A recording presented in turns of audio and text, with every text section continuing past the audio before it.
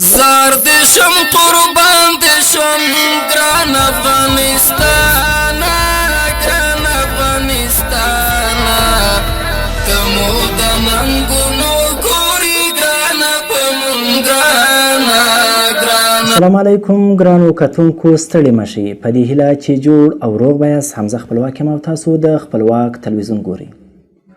فراه کې د ملي امنیت یو قومندان له ګڼ شمېر وسلو سره طالبانو ته تسلیم شوی.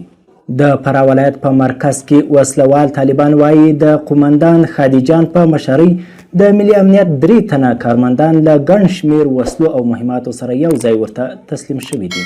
نن د جمعې په ورځ د غبرګولي 9مه د طالبانو په رسمي ویبپاڼه الاماره د خپاره شوي خبر په اساس د ملي امنیت تسلیم شوو کارمندانو له ځانونو سره یو اراده فیلډر موټر،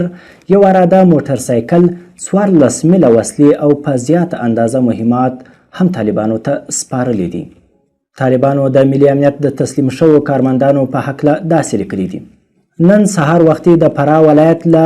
مرکز څخه د افغان ځواکونو د جاسوسي شبکې 3 تنه کارمندان، هر یو قومندان خادیجان د فقیر ملهم زوی، تورجان د ګل احمد زوی، خوانین د فقیر ملهم زوی، د دیب کلي اوسیدونکي د حقایقو په درک کولو او د جلب او جذب کمیسیون د مسؤلینو په هلو ځلو سره و طالبانو ته تسلیم شول. د فراه ولایت په مرکز کې د ملي امنیت کارمندان له ګڼ شمېر وسلو او مهماتو سره په داسې مهال طالبانو ته تسلیمیږي چې 3 اونۍ مخکې د فراه ولایت پخوانی امنیه قومندان او د اوسني مرستیال والي پلار تورن جنرال عبدالجلیل بختور هم له خپلو ملګرو او شاوخوا 300 میله وسلو سره طالبانو ته تسلیم شوی و. د دې ترڅنګ د ولسي جرګې پخوانی لومړي مرستیال همایون هم د ډاکټر غني او عبدالله ترمنځ د واک ویشلو په اعتراض له طالبانو څخه خپل ملاتړ اعلان کړی و.